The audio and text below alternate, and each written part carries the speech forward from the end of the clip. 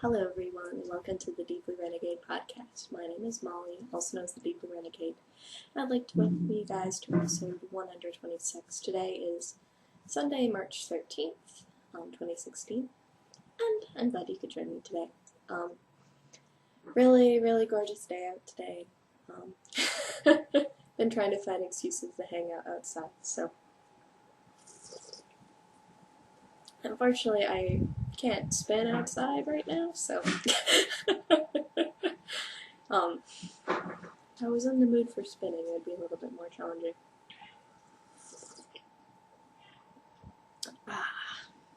I'm starting to get to the end of my vanilla coffee, so that'll be sad when it is gone, but the one I'm trying next is pecan, so that should be interesting. Alright, so this is where I stand with the skip rib socks. I am maybe a little bit of an inch past the cuff, so yeah, I'm more than 3 inches now on this sock. So with the 80 stitches, it definitely pulls less fetchingly, unfortunately, so I really like the look of, say, for example, this side of the sock, and then this side of the sock is very chattery. Or actually, this one's probably a better example of the really chattery pooling that I'm getting with this. But this is the size that fits my foot, so I'm just gonna have to deal with it. So it has been getting a little bit of love. It was definitely a good deal more mindless than the sweater for some reason. So apparently the sweater was taxing me a little bit. But I'll have at least 3 more inches to go before I'm back at the heel flap, and I still have quite a bit of fail yarn left to go on this one.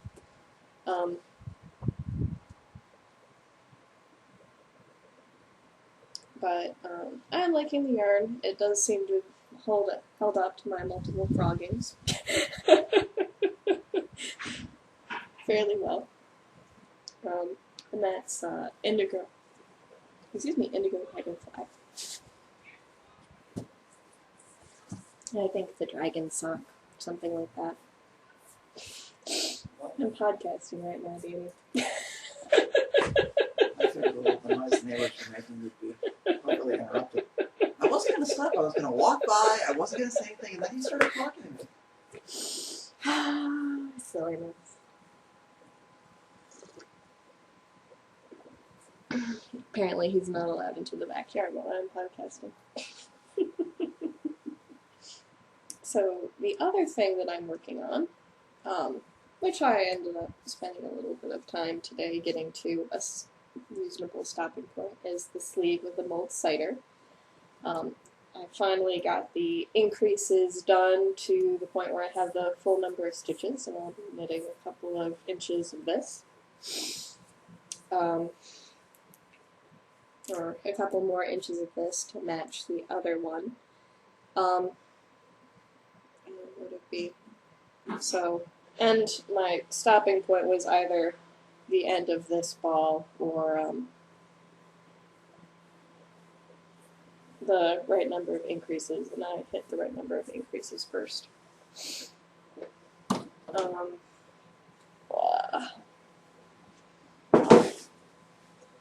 So that is actually coming along fairly nicely.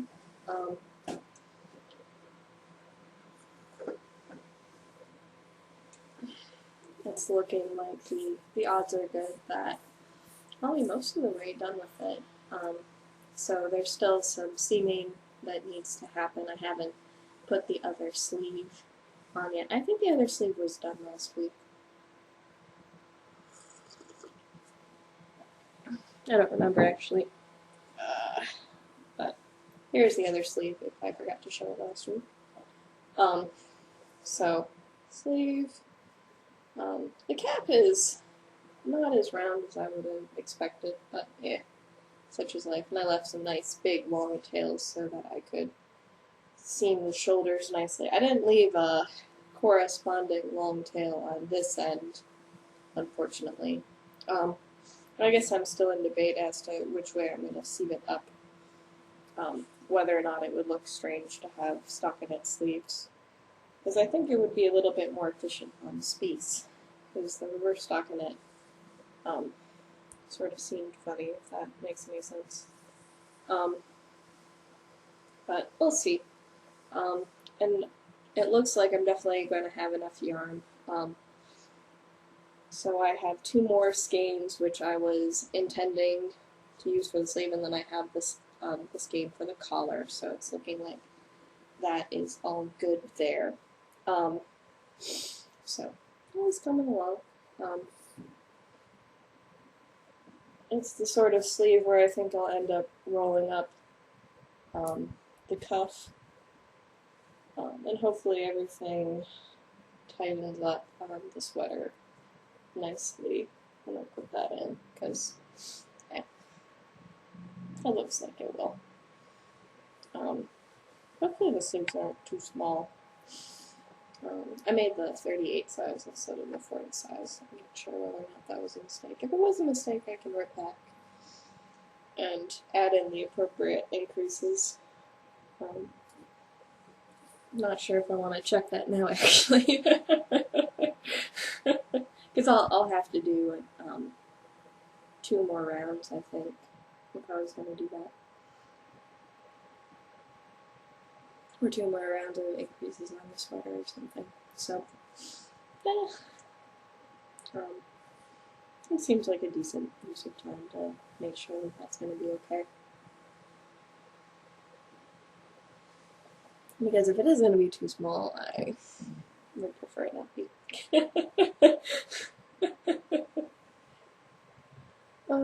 Ba-dum-bum. So that's all the knitting that is fit to be shared. I finally got a proper start on my silk spin.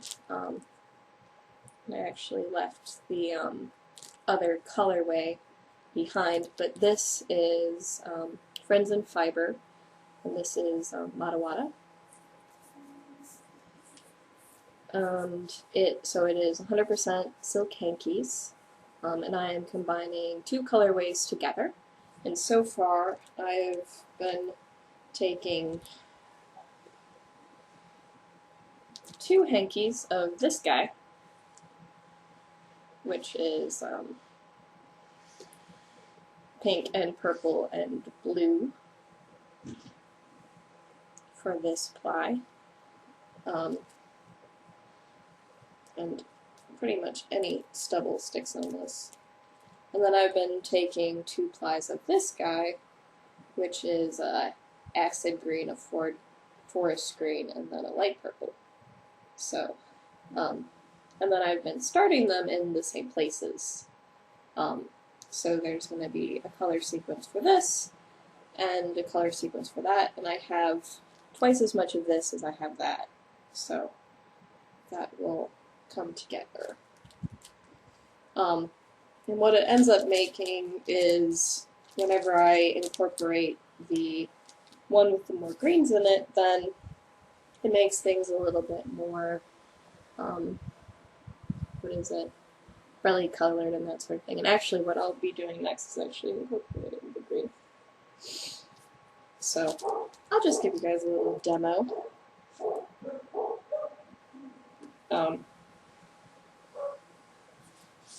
Of how I'm making this. So the hanky itself is comprised of a bunch of different little sheets. And then what you do is you take the smallest unit of sheet possible, which in this case is something like this. Make sure I'm holding it high enough that you guys can actually see.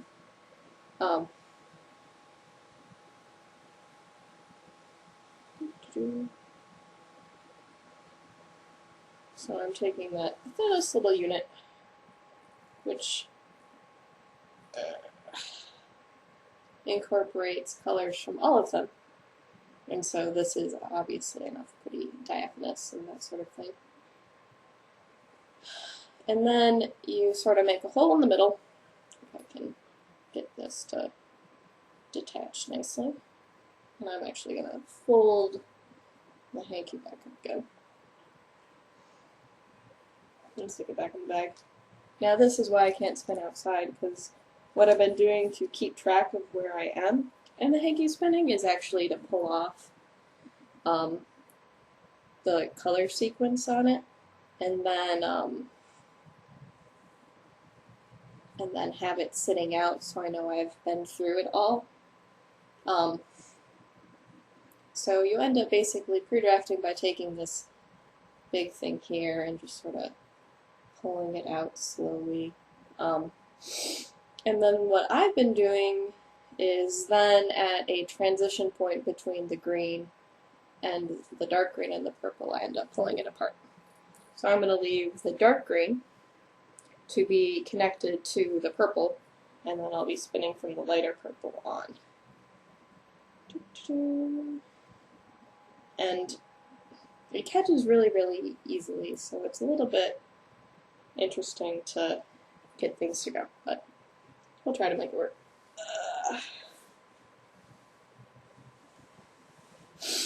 And then I have my spindle, so this is my Chuck Bennett spindle. It is a lot heftier and spins for a good deal longer than my Turkish. My Turkish was just too light to get the twist in. I was having a really hard time using my Turkish with this. So then I take the untwisted part of one and the untwisted part of the other, and I sort of lump them together. And then I start spinning, and then I make sure that everything's sort of attaching. And I have to hold my hands really far apart. So this is maybe like 6 inches apart, and even then that might not be far enough apart to properly draft this as I'm spinning. And it's making a really fine single, which I think is quite lovely, because I'd like to get a ton of yardage out of this guy. So I ended up winning half of them as a Tour de Fleece prize, and I ended up buying the other half so that I'd have enough for a good sized project. So all in all, I think, so I spent, like, I think it turned out to be that all things together it was about 42 for the 3 ounces, so it is definitely a good deal pricier than what I would normally go for in fiber. But it is definitely lovely to work with. It's also challenging, say, the OCD part of me, because it really, when you're drafting with your hands so far apart, you really don't have as much control over the yarn. So because the staple length is probably about a foot, you end up sort of sacrificing the control to a certain extent. So it's not consistent at all. I don't know if I will become consistent as I continue to spin it or not, but right now, it is fine, but very lumpy bumpy, if that makes any sense. And so what I didn't end up bringing down with me to show is the other set of plies that I'm planning on incorporating with this. So the other set has, what is it? The other set has 2 sets which are very, very green, and then one of them which is blues and purples and greens, I believe. And I picked all of them because I figured that they would coordinate together and make a very cool yarn when combined, because I did want to have all 3 ounces be in a single project instead of multiple projects. But what was the other crazy thing? So I ended up weighing how much I had done so far. and I have barely made a dent in them, and I think I ended up spinning for maybe a couple of hours last night, and I barely made a dent in the collection of hankies. So I found that to be interesting, to say the least, just that this project might be going on for a long time. I think that's what I'm trying to say. So, yeah.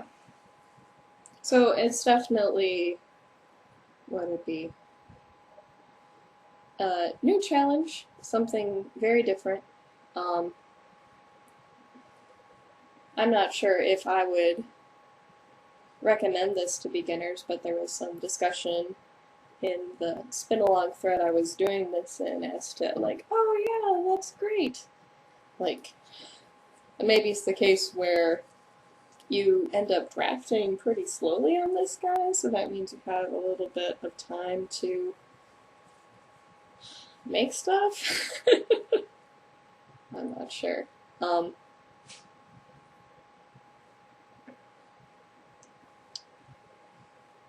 So, because it'd be the case where it's not like I'm drafting too aggressively on this. Most of the drafting happens before I even attach it to the spindle.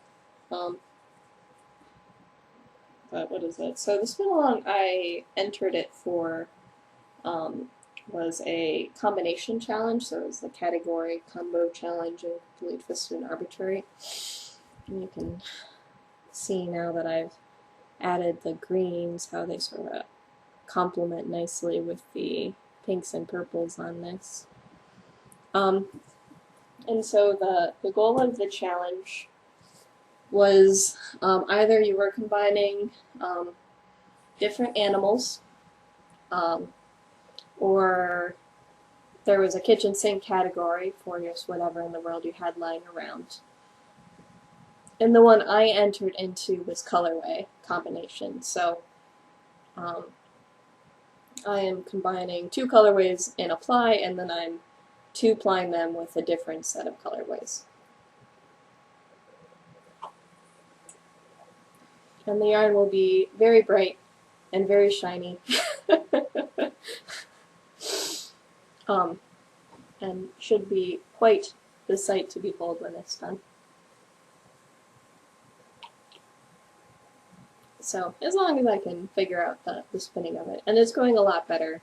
So my Turkish, the reason why my Turkish didn't work was it was too light. So I was having a hard time drafting it because my hands weren't far enough apart, and it just wasn't heavy enough to put the twist into the single. So I had to rethink my plan on that one.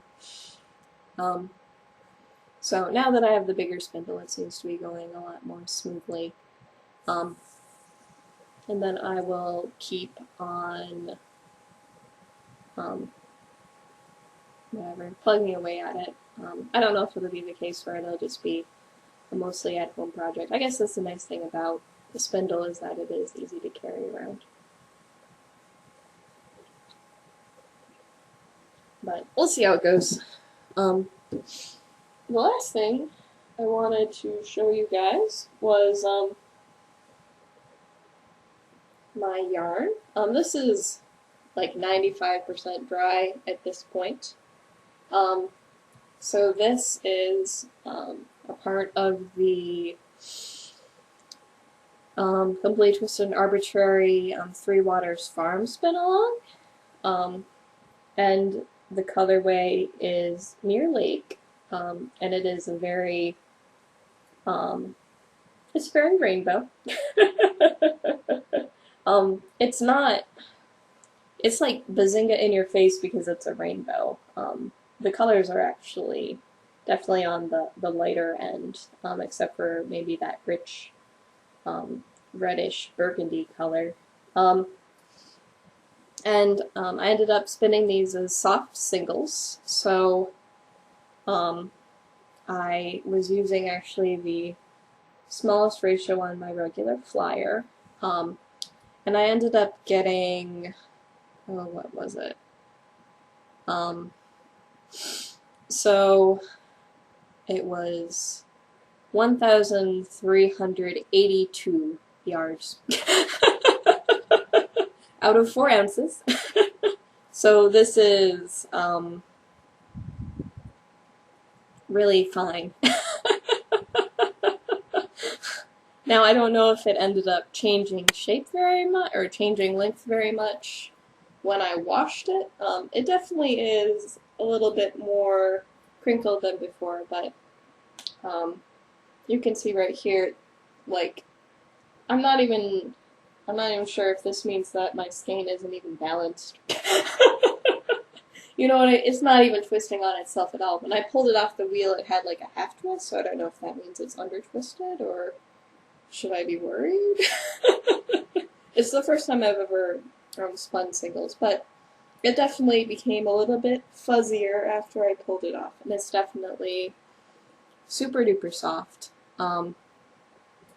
So in that regard, I think it was a success. I think I was supposed to tie that on. So it's very pretty. I'm wondering if I want to make a citron shawl out of it, and just have it be ridiculously huge and massive, or do my normal thing of knitting a pattern with significantly smaller needles than the pattern calls for, because, what is it? I'm definitely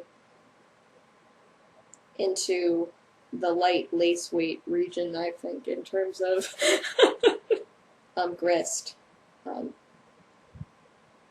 So definitely fluffy, definitely. I was going to full it, but honestly it seemed like everything was holding together very well, so I didn't necessarily want to do that to it if it already had, enough structure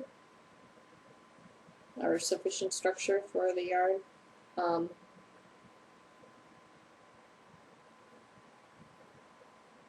I guess that little thing isn't coming apart. And it probably needs to be a little bit more dry, but it's most of the way there. So, and it definitely has the silk smell to it. Like, that just has its own odor. So, very happy with how it turned out. Definitely took quite a lot of spinning time in order to finish up, and that might be why my knitting progress has been a little slow, because I didn't want to finish this in time for the end of the spin along. And then I have another braid of Three Waters Farms in a spin along colorway, but I'm not sure I'm going to put that on the wheel next. I'm probably going to put something else on the wheel next, because I'm sort of falling behind on my spin the bin, so I should go roll around in my bin fibers a little bit and figure out what needs to be on the wheel right now. I may end up putting some of my Western Sky knits on, because I haven't had a chance, or I haven't spun it, and that was something that I bought last year at DFW Fiber Fest, so that's coming soon. So far so good. I'm pretty happy with how the singles turned out. I guess the true test will come in the knitting. The only problem I had with spinning it was that in 2 places, while I was skeining it, it drifted apart. So that was a little bit of a bummer. But I just tied it back on and added it to it. So I don't really want to close it up. So happy with how that turned out.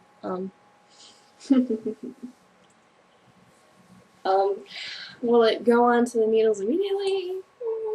Probably not. What would it be? I think the next thing that's going to be on my needles is the Hit a Few Day.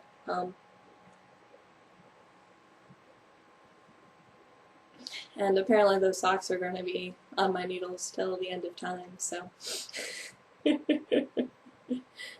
Oh well. What would it be? Oh, I think the other thing that yarn was for was for the knit girls craft all the things. So it was the case where trying a new technique, in this case, new technique was, what is it? Spinning singles. And I think that in and of itself was a very interesting experience. Definitely very different in terms of how you approach spinning and how you go about doing it, but definitely very slow. But that might have something more to do with the yardage I got instead of... Because that would have, like, that sort of yardage, I think, that sort of yardage would result in a fingering weight sort of scheme. If I three-plied it or that sort of thing. But spun very differently than a fingering weight scheme, so different in that regard. I'm trying to think if there's anything else I want to talk about. So Fiberfest will be in a few more weeks. Anything else coming up? Not that I can really think of. So I'm sort of hopeful that I'll finally have a finished object. Or a knitting finished object, since it feels like it's been a while. So I will be recording next week. Next week is the 20th. Yeah, I've got nothing. So with that, I hope you guys have a lovely week, and I look forward to talking to you guys next week. So take care, guys. Bye-bye.